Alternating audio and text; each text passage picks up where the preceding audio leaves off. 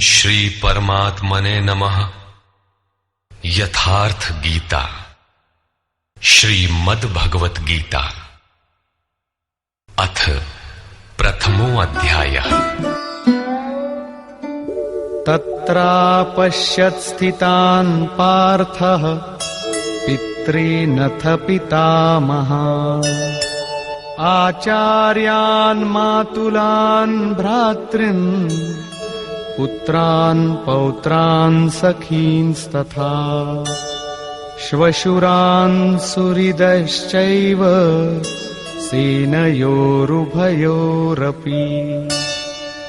इसके उपरांत अचूक लक्ष्य वाले पार्थिव शरीर को रथ बनाने वाले पार्थ ने उन दोनों सेनाओं में स्थित पिता के भाइयों को, पितामहों को, आचार्यों को, मामाओं को, भाइयों को, पुत्रों को, पौत्रों को, मित्रों को, श्वसुरों को और सुहृदों को देखा। दोनों सेनाओं में अर्जुन को केवल अपना परिवार, मामा का परिवार, ससुराल का परिवार, सुहृद और गुरुजन दिखाई पड़े। प्रचलित गणना के अनुसार 18 अक्षौहिणी 2.5-3 अरब के लगभग होता है, जो आज के विश्व की जनसंख्या के समकक्ष है। इतने मात्र के लिए यदा कदा विश्व स्तर पर आवास, खाद्य समस्या बन जाती है। इतना बड़ा जन समूह अर्जुन के 3-4 रिश्तेदारों का परिवार मात्र था। क्या इतना बड़ा भी किसी का परिवार होता है? कदापि नहीं। ये हृदय देश का चित्रण है। तान् समीक्ष्य स कौन्तेयः सर्वान् बन्धूनवस्थितान्, कृपया परयाविष्टो विषीदन्निदमब्रवीत्। इस प्रकार खड़े हुए उन संपूर्ण बंधुओं को देखकर अत्यंत करुणा से आवृत वो कुंती पुत्र अर्जुन शोक करता हुआ बोला। अर्जुन उवाच,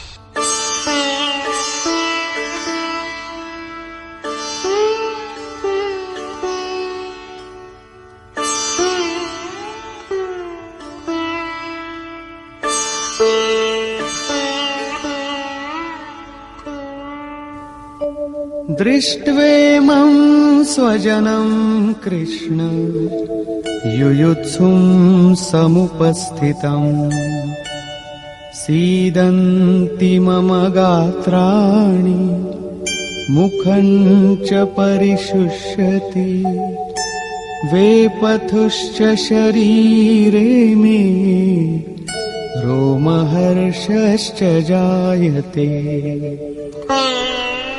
हे कृष्ण, इस युद्ध की इच्छा वाले खड़े हुए स्वजन समुदाय को देखकर मेरे अंग शिथिल हुए जाते हैं, मुख सूखा जाता है और मेरे शरीर में कंप तथा रोमांच हो रहा है। इतना ही नहीं, गांडीवं स्रंसते हस्तात् त्वक्चैव परिदह्यते, न च शक्नोम्यवस्थातुं भ्रमतीव च मे मनः। हाथ से गांडीव गिरता है, त्वचा भी जल रही है।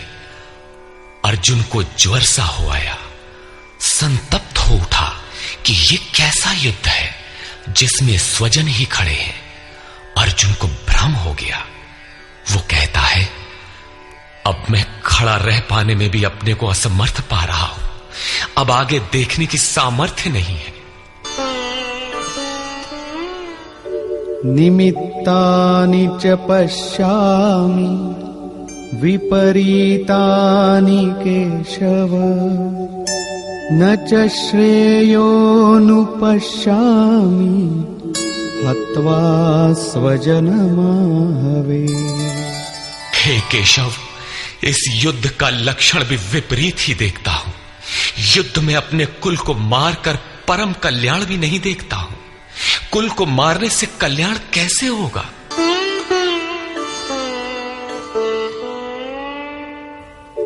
न काङ्क्षे विजयं कृष्ण न च राज्यं सुखानि च किन्नो राज्येन गोविन्द किं भोगैर्जीवितेन वा। संपूर्ण परिवार युद्ध के मुहाने पर है। इन्हें युद्ध में मारकर विजय से मिलने वाला राज्य और राज्य से मिलने वाला सुख अर्जुन को नहीं चाहिए। वो कहता है, हे श्री कृष्ण, मैं विजय नहीं चाहता, राज्य तथा सुख भी नहीं चाहता। हे गोविंद, हमें राज्य या भोग अथवा जीवन से भी क्या प्रयोजन है? क्यों?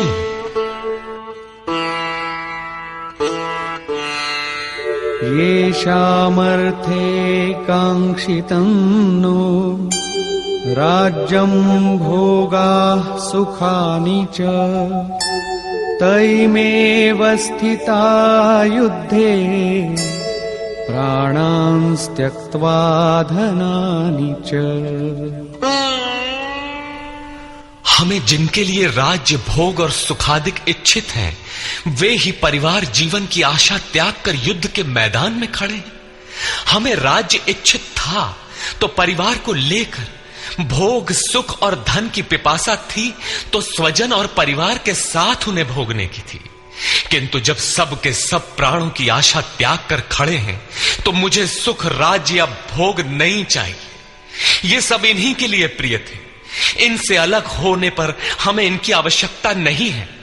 जब तक परिवार रहेगा तब तक ये वासनाएं भी रहती हैं। झोपड़ी में रहने वाला भी अपने परिवार, मित्र और स्वजन को मारकर विश्व का साम्राज्य स्वीकार नहीं करेगा। अर्जुन यही कहता है कि हमें भोग प्रिय थे, विजय प्रिय थी, किंतु जिनके लिए थी जब वे ही नहीं रहेंगे तो भोगों से क्या प्रयोजन? इस युद्ध में मारना किसे है?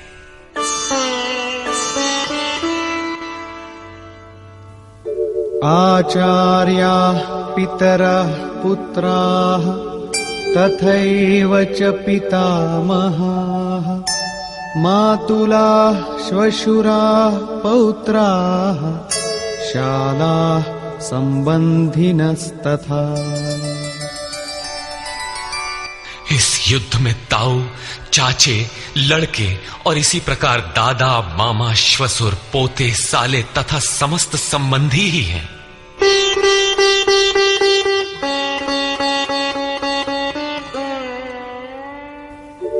एतान्न हन्तुमिच्छामि घ्नतोऽपि मधुसूदन अपि त्रैलोक्यराज्यस्य हेतो किन्नु मही कृते।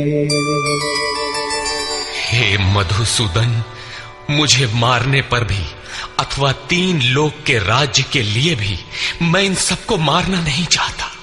फिर पृथ्वी के लिए कहना ही क्या? 18 अक्षौहिणी सेना में अर्जुन को अपना परिवार ही दिखाई पड़ा। इतने अधिक स्वजन वास्तव में क्या हैं?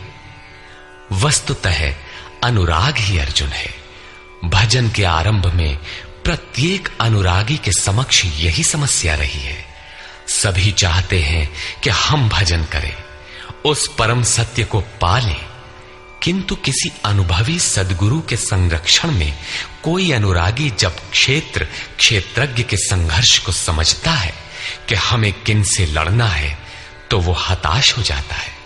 वो चाहता है कि हमारे पिता का परिवार, ससुराल का परिवार, मामा का परिवार, सुहृद, मित्र और गुरुजन साथ रहे, सभी सुखी रहें और इन सब की व्यवस्था करते हुए हम परमात्म स्वरूप की प्राप्ति भी कर लें। किंतु जब वो समझता है कि आराधना में अग्रसर होने के लिए परिवार छोड़ना होगा, इन संबंधों का मोह समाप्त करना होगा, तो वो अधीर हो उठता है। पूज्य महाराज जी कहा करते थे, मरना और साधु होना बराबर है। साधु के लिए सृष्टि में दूसरा कोई जीवित है भी, किंतु घर वालों के नाम पर कोई नहीं है। यदि कोई है तो लगाव है। मोह समाप्त कहां हुआ? जहां तक लगाव है उसका पूर्ण त्याग, उस लगाव के अस्तित्व मिटने पर ही उसकी विजय है। इन संबंधों का प्रसार ही तो जगत है, अन्यथा जगत में हमारा क्या है? तुलसीदास कहे चिद विलास जग, बूझत बूझत बूझ है। मन का प्रसार ही जगत है। योगेश्वर कृष्ण ने भी मन के प्रसार को ही जगत कहकर संबोधित किया। जिसने इसके प्रभाव को रोक लिया उसने चराचर जगत ही जीत लिया। इहैव तैर्जितः सर्गो येषां साम्ये स्थितम मनः। केवल अर्जुन अधीर था ऐसी बात नहीं है। अनुराग सबके हृदय में है। प्रत्येक अनुरागी अधीर होता है, उसे संबंधी याद आने लगते हैं। पहले वो सोचता था कि भजन से कुछ लाभ होगा तो ये सब सुखी होंगे, इनके साथ रहकर उसे भोगेंगे। जब ये साथ ही नहीं रहे तो सुख लेकर क्या करेंगे? अर्जुन की दृष्टि राज्य सुख तक ही सीमित थी। वो त्रिलोकी के साम्राज्य को ही सुख की पराकाष्ठा समझता था। इसके आगे भी कोई सत्य है, इसकी जानकारी अर्जुन को अभी नहीं है।